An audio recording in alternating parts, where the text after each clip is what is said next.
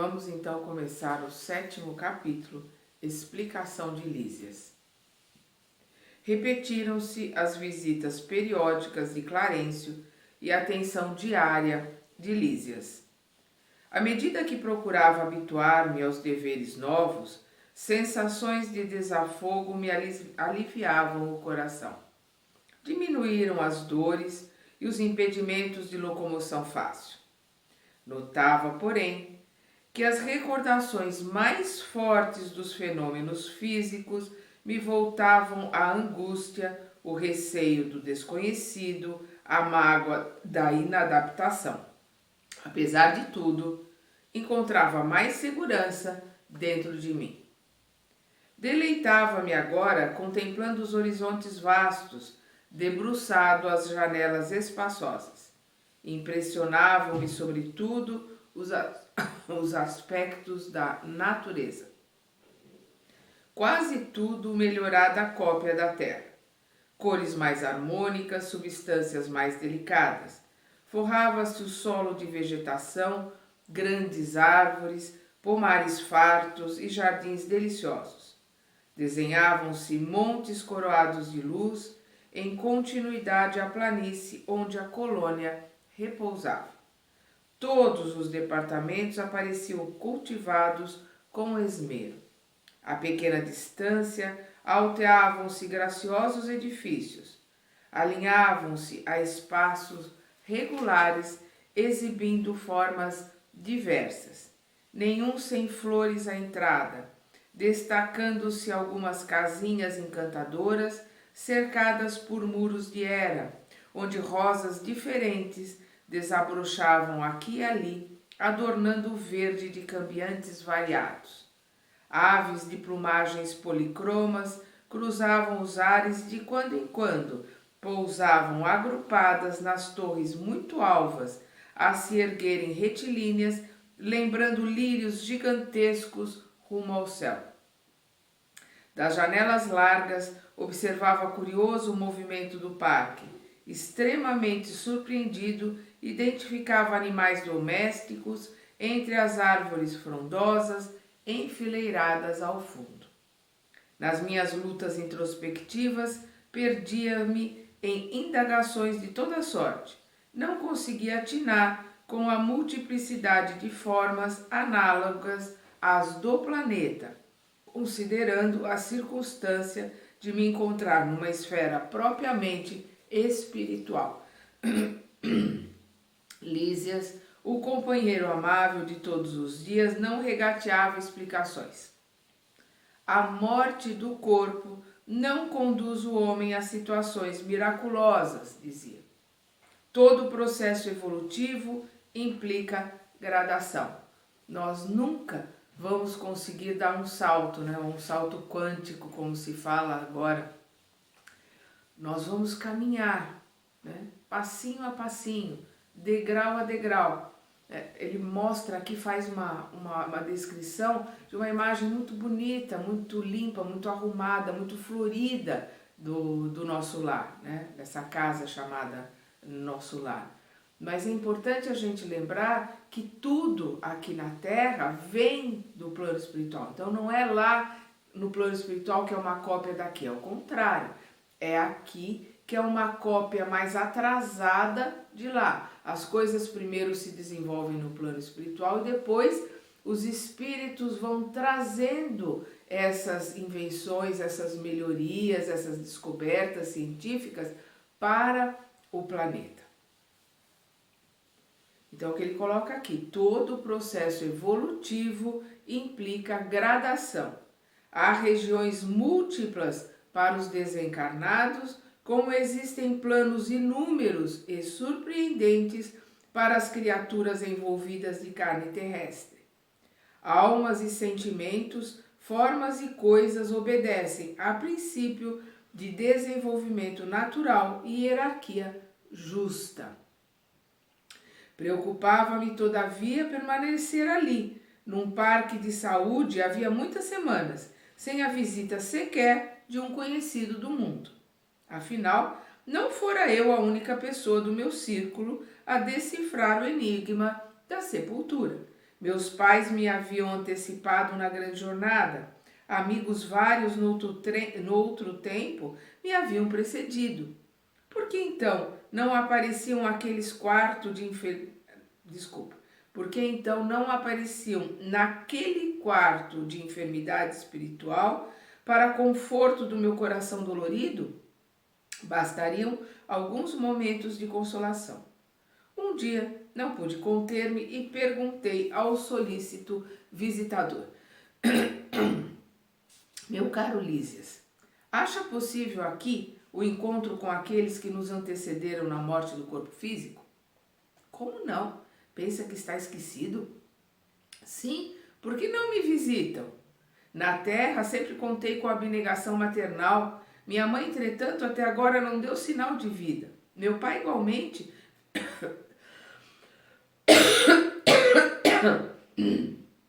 Desculpa.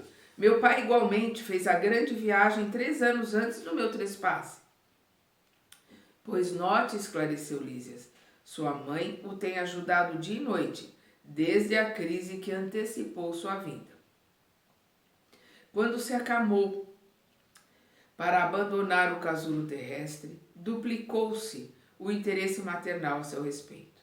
Talvez não saiba ainda que sua permanência nas esferas inferiores durou mais de 8 anos consecutivos.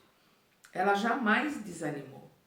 Intercedeu muitas vezes em nosso lar a seu favor.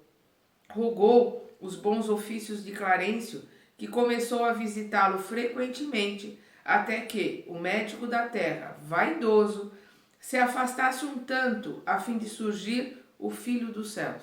Compreendeu? Eu tinha os olhos úmidos.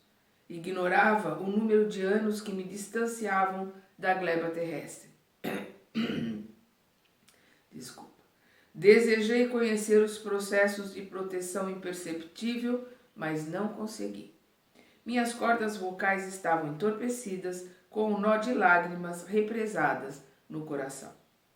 No dia em que você orou com tanta alma, prosseguiu o enfermeiro visitador, quando compreendeu que tudo no universo pertence ao Pai Sublime, seu pranto era diferente. Desculpa. Não sabe que há chuvas que destroem e chuvas que criam? Lágrimas há também assim. É lógico que o Senhor não espere por nossas rogativas para nos amar. No entanto, é indispensável nos colocarmos em determinada posição receptiva, a fim de compreender-lhe a infinita bondade. Um espelho enfuscado não reflete a luz. Desse modo, o Pai não precisa de nossas penitências, mas convenhamos que as penitências prestam ótimos serviços a nós mesmos. Entendeu? Então ele está lembrando aqui que quando ele realmente derramou lágrimas de arrependimento, quando ele entendeu, né, a magnitude do Pai, que Deus era Senhor de tudo e que ele, como Filho de Deus, tinha direito, com certeza tinha direito a um socorro, a uma ajuda. A hora que ele se desvestiu de todo aquele orgulho, toda aquela vaidade que ele estava mantendo ali, 8 anos, é bastante tempo que ele ficou ali. Aquele sofrimento de 8 anos serviu para diminuir essa vaidade, diminuir esse orgulho e fazer com que ele pedisse ajuda de verdade, do fundo do coração, realmente querendo ser ajudado e realmente arrependido das más escolhas da invigilância que teve durante a encarnação. Clarencio não teve dificuldade em localizá-lo, atendendo aos apelos da sua carinhosa genitora da terra. Você, porém, demorou muito a encontrar Clarencio. E quando sua mãezinha soube que o filho havia rasgado os véus escuros com o auxílio da oração, chorou de alegria, segundo me contaram. Então, vamos lembrar aqui, o Clarencio estava sempre ali buscando ajudar o André e outros que estavam ali no umbral. Mas eles fugiam, o André fugia também quando via aquela luz, aquele ser mais iluminado que é o Clarencio, né? Então, o Clarencio estava ali para ajudar. Quem fugia, quem não queria ajuda, era o André. Vamos lembrar que a coisa mais respeitada no plano dos encarnados, no plano dos desencarnados, porque a coisa mais importante que Deus colocou junto a nós, colocou conosco, é o livre-arbítrio. Porque Ele, quando nos criou simples e ignorantes, Ele nos colocou numa jornada de aprendizado, de crescimento, para que nós pudéssemos voltar a Ele pelas nossas próprias pernas, pela nossa escolha. Não por imposição, não por obrigação, mas por amor. Para que nós aprendêssemos a amar incondicionalmente e por escolha, pela nossa vontade, nós buscarmos o caminho que levasse à casa do Pai. É isso que Ele espera de nós. Então a coisa mais importante é o nosso livre-arbítrio. Só os nossos irmãos menos esclarecidos desrespeitam o livre-arbítrio. Qualquer espírito com um pouquinho de esclarecimento respeita o livre-arbítrio do outro, seja encarnado ou desencarnado. Se ele tiver um pouquinho de esclarecimento, ele vai respeitar e muito o livre-arbítrio de todos os que estão à sua volta. E onde está minha mãe? Exclamei por fim. Se me é permitido, quero vê-la, abraçá-la, ajoelhar-me a seus pés. Não vive em nosso lar, esclareceu Lísias. Habita esferas mais altas, onde trabalha não somente por você. Observando meu desapontamento, acrescentou o fraterno. Virá vê-lo, por certo, antes mesmo do que pensamos. Quando alguém deseja algo ardentemente, já se encontra a caminho da realização. Tem você, nesse particular, a lição do próprio caso. Anos a fio rolou, como pluma, albergando o medo, as tristezas e desilusões. Mas quando mentalizou firmemente a necessidade de receber o auxílio divino, dilatou o padrão vibratório da mente e alcançou visão e socorro. Então nós vemos o que ele está colocando aqui. A vontade é a coisa mais importante para que a gente consiga alguma coisa. Então é o que ele coloca aqui, a hora que ele teve a vontade de receber ajuda. Quando ele teve a humildade de orar de verdade, do fundo do coração, ele emancipou a sua alma, ele aumentou a sua visão, ele dilatou as suas energias, né? Ele se iluminou, por menor que fosse uma chaminha de uma velhinha ali, mas ele se iluminou um pouco, ele abriu a sua visão, caíram as escamas que estavam cobrindo a sua visão, ele expandiu a sua aura, e aí ele pôde visualizar o Clarencio que sempre esteve ali tentando ajudá-lo. Era ele que não via, porque ele não conseguia chegar aonde Clarencio estava, porque embora estivessem no mesmo lugar, as dimensões vibracionais eram diferentes, porque o André Luiz estava vibrando energeticamente numa vibração, numa sintonia, digamos assim, mais escura, né? E o Clarencio, estando ali no mesmo lugar, ele estava vibrando numa energia, numa sintonia mais elevada, mais iluminada. Clarencio via André, mas André, né, vamos lembrar aquelas cascas de cebola ali das dimensões que nos cercam, André estava numa dimensão que ele não enxergava o Clarencio, embora ele estivesse ali ao seu lado. Ele só passou a enxergar a hora que ele quis de verdade. Aí o livre-arbítrio e a vontade, a hora que ele expandiu a sua alma, caíram as escamas que ele mesmo colocou nos seus olhos e ele pôde enxergar o que ele não estava vendo. Olhos brilhantes, encorajado pelo esclarecimento recebido, exclamei resoluto. Desejarei então, com todas as minhas forças, ela virá, ela virá. Lísia sorriu com inteligência e, como quem previne generoso, afirmou ao despedir-se.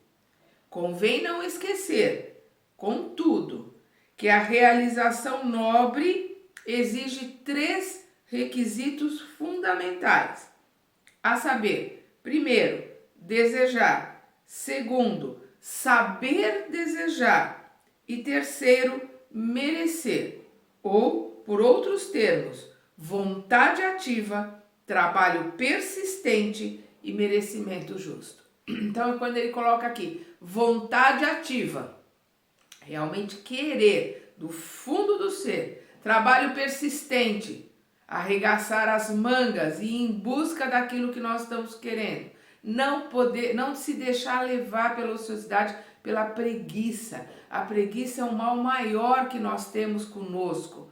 Então, não se levar pela preguiça, trabalho persistente e o terceiro e mais importante, que é o merecimento justo. Desculpa. Nós precisamos merecer aquilo que nós estamos buscando. Nós temos que ter a vontade, trabalhar duro, buscar se colocar ali na frente de batalha para conseguir aquilo que nós queremos. Mas antes de tudo, nós precisamos fazer por merecer. Nós precisamos ter o merecimento, porque nós só recebemos dentro daquilo que nós temos. Vamos lembrar Jesus, quando chegou para Pedro e perguntou: o que tendes?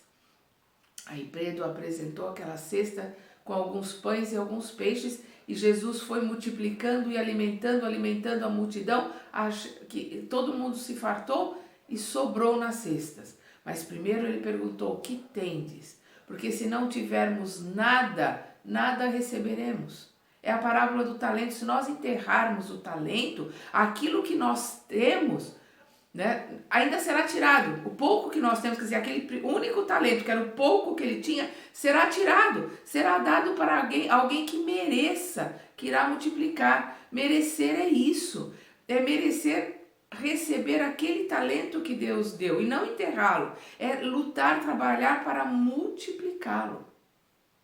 A preguiça, o medo do Senhor fez com que ele enterrasse, né, a lei do menor esforço. Vou pegar esse mesmo talento e devolver para ele. E aí é o que Jesus coloca na parábola, e até que lhe seja retirado até o pouco que tem. Quer dizer, ele vai ficar sem absolutamente nada, porque ele não tem merecimento. Por que ele não tem merecimento? Porque ele não tem vontade. Não tem vontade de trabalhar, vontade de multiplicar o talento. Ele não quer. Essa que é a grande verdade. O querer, a vontade, é a coisa mais importante que a gente tem para perseverar no trabalho, na busca do esclarecimento. E depois, conforme o nosso merecimento, nós vamos recebendo mais talentos. O visitador ganhou a porta de saída, sorridente, enquanto eu me detive silencioso a meditar no extenso programa formulado em tão poucas palavras. E é verdade, em tão poucas palavras, Lísias deu um esclarecimento para André Luiz, que todos nós temos que analisar e carregá-los conosco durante a nossa vida aqui encarnados, para que possamos lembrar sempre que nós temos que ter vontade, trabalhar pelo que nós queremos e fazer com que a gente mereça aquilo que nós queremos. Para isso nós temos que nos modificar de dentro para fora. Aí nós vamos ter merecimento para tudo aquilo que nós queremos. Vamos continuar estudando no próximo capítulo.